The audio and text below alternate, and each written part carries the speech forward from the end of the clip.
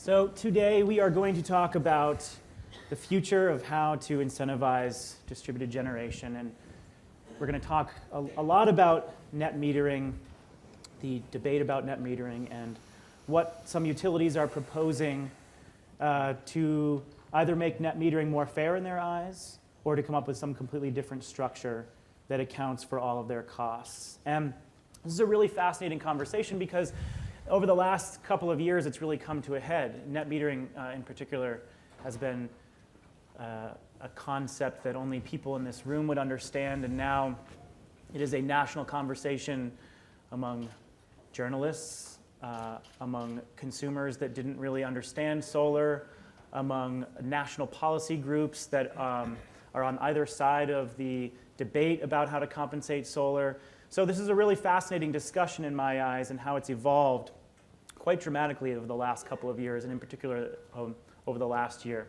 So let's introduce our panelists and get into the conversation. We have Owen Smith, who is a principal with Owen Smith, who is a principal with Rocky Mountain Institute's electricity practice. Brian Miller, who is the vice president of public policy at Sunrun and also the co-chair at the Alliance for Solar Choice, and Tracy Adele Hamilton, who is a project manager at CPS Energy, which is the municipal utility there in San Antonio.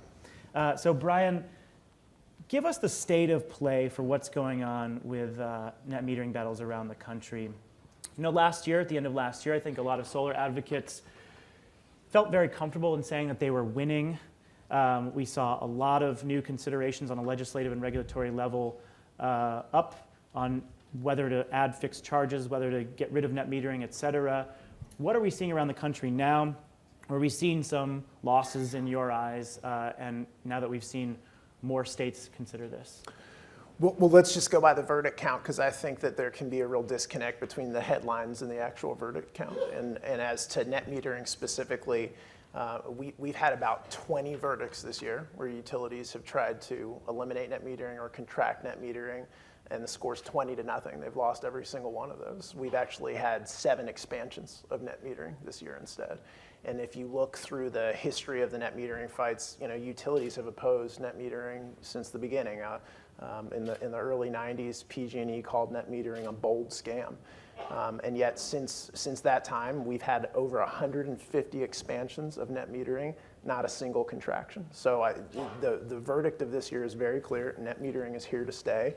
And the reality is we've moved on to other fights. I mean, we've moved on to rate design fights. We've moved on to interconnection and property taxes and value of solar taxes. But the net metering verdicts are unanimous.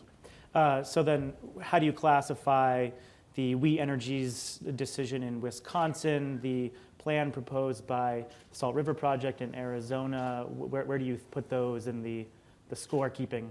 Well, actually, Wisconsin's a great example. Wisconsin, certainly by far the worst result for anything that's happened to rooftop solar in the country, but even there, the net metering changes were completely rejected. The utility attempted to ban net metering for third-party owned solar, and that was rejected. And in a preliminary decision, they received some terrible rate design changes that we are appealing, and we will win. I'm happy to talk with you about that case, but that's a preliminary verdict. As to other proposals that are out there throughout the country, there's always proposals throughout the country.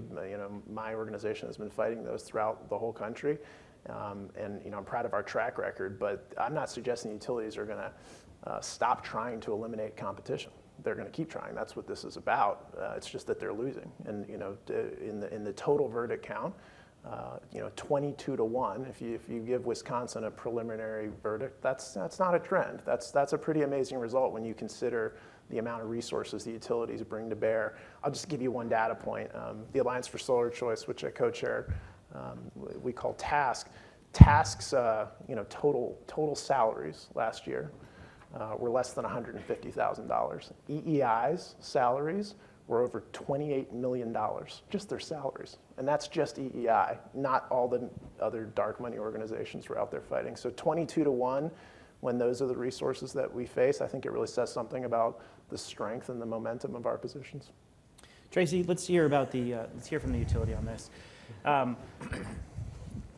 CPS has attempted they put forward proposals for alternatives for net metering a few different times. Recently, agreed upon this wholesale procurement program that will run alongside net metering. How does the program work? And as a utility that is trying to come up with some sort of alternative to net metering, what is your response to the characterization that the utilities are trying to kill competition? First of all, thank you for having me, and if you can just save your rotten tomatoes to the end, that would be great. So yes, we tried a couple different options. We looked at a fee, we looked at a value of solar, and what we found is that we didn't have support from our local solar community. We're a municipally owned utility, and so we realized pretty quickly that without that support, we weren't going to get approval from our regulator, which is our city council. So we ended up basically asking the solar community to sort of come sit at the table and try to hash out some way to expand solar DG that was sustainable for both them and for us. And we actually heard a proposal from a board member of Solar San Antonio, which is this sort of wholesale, this PPA idea, where we would have a developer who would go find the rooftops, residential, small commercial, and then sell the power to us like a regular PPA. It would be no cost to the customer, but they would get a bill credit. They would get some sort of credit for the power that they're producing. And the idea was, when it was first presented to us, it was large, 50 megawatts. And we really liked it. The solar community was tentatively okay with it. And one of the things we liked about it was, you know, you probably know, or you may know, that we have a 400 megawatt PPA with OCI Solar Power. And one of the things that we asked them to do is to make some local investments. We said we need to invest $100 million in San Antonio and bring 800 jobs. And that has turned into Mission Solar, which is a panel manufacturing plant, which just started manufacturing panels in San Antonio. Keiko is producing inverters now in San Antonio, also as part of the deal. And we have a racking manufacturer. And so one of the things we liked about this proposal was that we could have perhaps a local component where there was some benefit, where we could say, okay, developer, if you use local products, you know, we can incentivize that. We can't obviously go out for a 50 megawatt PPA right away. So what we're doing now is we're developing an RFP for 1, 5, and 10 megawatts to essentially pilot this and see if we can do it. And I'm sitting on the team now that's developing the RFP. We're about 3 iterations in, but we're hoping to have an RFP released by the end of this year. And so it solves a couple issues for us. One, of course, is the lost revenue. But the other one, which we had started to have concerns about, was expanding access to solar to folks who couldn't traditionally afford it, right? Who, you know, we have spent $40 million so far on solar rebates. And we have some of the most generous rebates in the country, but they're going to folks who can afford still the $10,000 to lay out to own solar on their roof.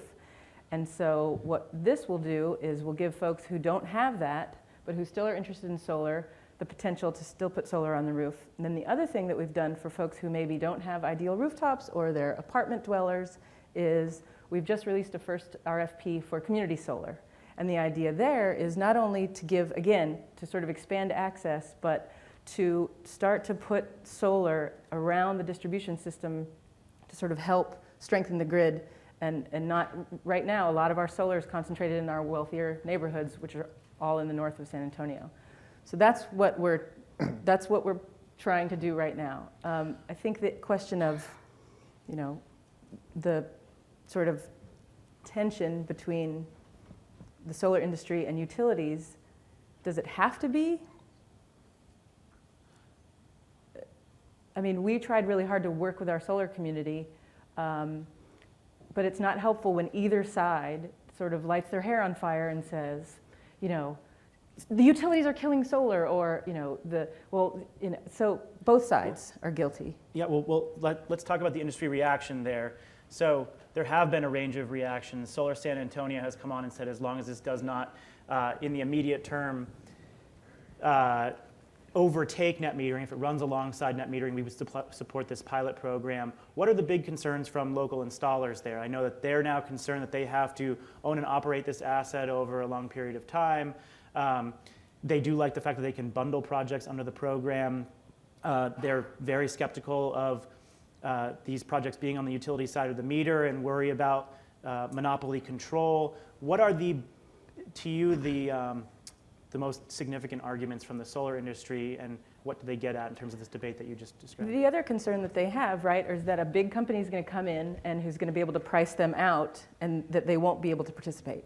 And so one of the things that we're trying to do with the RFP is make a local component and say, you know, as we score this, community benefit is part of the evaluation process, and having local financing, local installation, local products eventually would be a way to help mitigate that. But you're right, there's definitely concerns. Solar San Antonio, the board did vote to support it, but they also want to see net metering continue. Now, one of the things that's going to go away, though, is the rebate. At the end of 2015, the rebate goes away. So if you still have the means, yes, we'll have net metering, but you know, for a lot of people, it was the rebate that allowed them to own solar.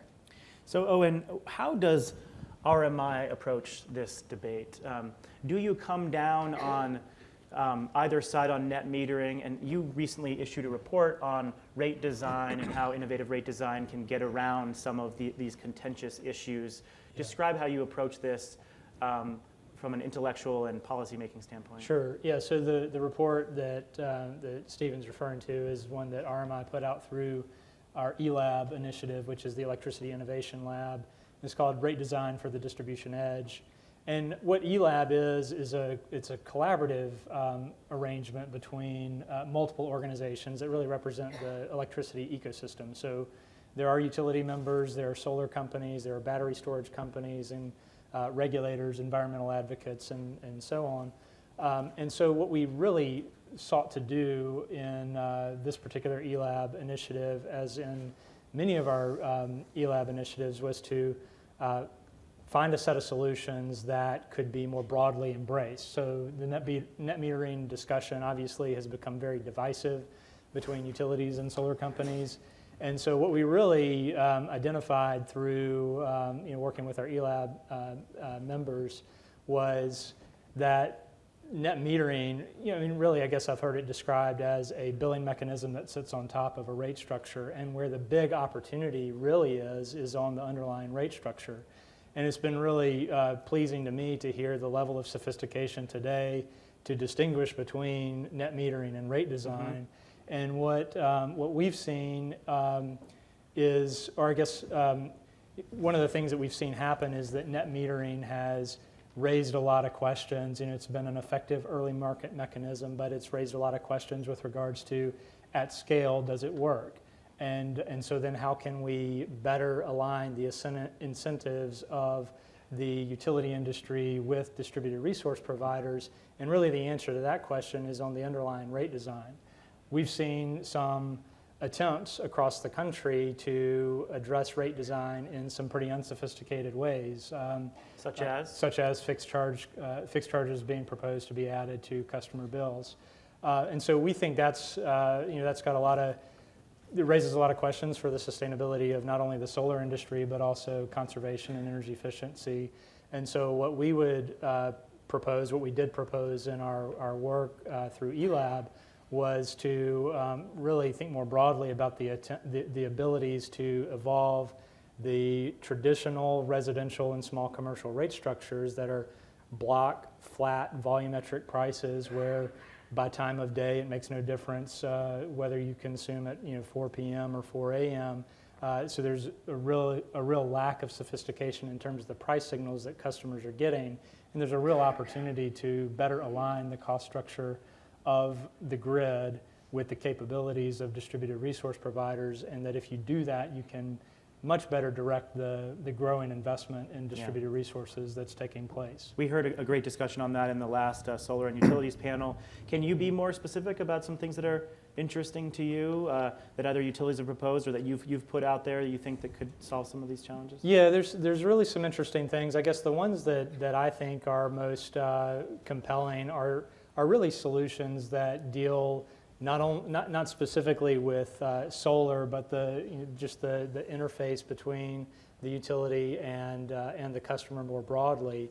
SMUD and OG&E are two examples that have been pretty well publicized with regards to their programs around time varying rates that have really done a lot to demonstrate the ability to send price signals that customers can understand and respond to and save money, and importantly also works for low-income consumers. So those are a couple of really positive examples. There's others. One other one that I'll mention is SDG&E, and we had Jim Avery up here in one of the last sessions. And SDG&E has done a lot of great work. One of their particular rate designs that I've found to be pretty interesting is their VGI rate, which is vehicle grid integration. So it is focused on electric vehicles, but it really has a lot of elements there in terms of the pricing design, hourly and day-ahead pricing signals that really could be parlayed into something much broader for more than just electric vehicles, and really be tailored or create a structure or a tariff that could enable DER combinations that can really contribute a lot of value to the grid. Brian, where does Sunrun and where do Task come down on this? And so you're really focused on the preservation of net metering. Are you playing a more active role in some of this broader rate design conversations, or is it all about saying net metering doesn't need to be changed? No, we've been actively engaged in every issue where rooftop solar has been under threat throughout the whole country. And I would actually argue that net metering was really last year's fight in a lot of ways. This year was much more about the evolution of the rate design fights, the interconnection, VOSTs, feed-in tariffs, the things we were talking about before. Yeah.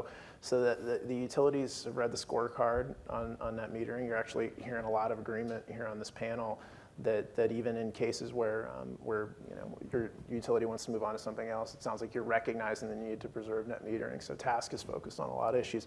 I would agree actually a lot with what Owen just said about some of the solutions here.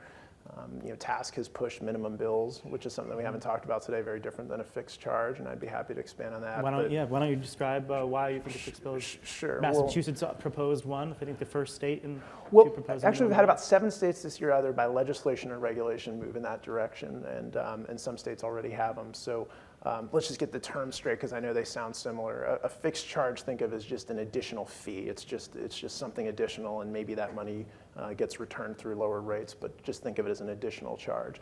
A minimum bill is probably the only phrase I've ever heard in energy that means exactly what it says. It's just literally a minimum bill. You can't go below X. And it's the way telecom works and water works and a lot of other types of utilities.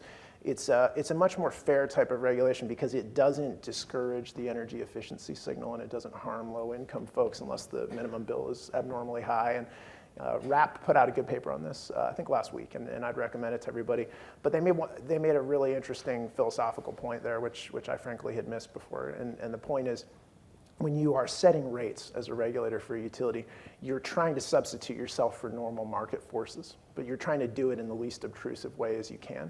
And if you think about how the private sector works, the private sector always recovers its cost of goods on a per unit basis, right? If I sell widgets, I don't get to recover my fixed cost from somebody. I only get the revenue from the widgets that I sell. And when you start instituting fixed charges, you're deviating from that fundamental principle of how to regulate in the least obtrusive way. So I certainly agree with Owen that fixed charges are a messy and an improper form of dealing with this.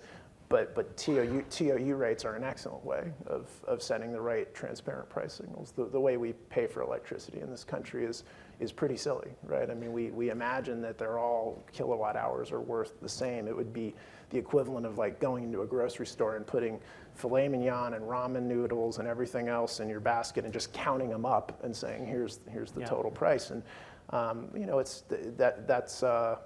don't get a transparent market signal when you do that. So I certainly would echo Owen's comments about dealing with broader rate reform on TOU rates and minimum bills primarily. Yeah, Jim Avery had some good comments about how outdated the billing structure and the rate design structure was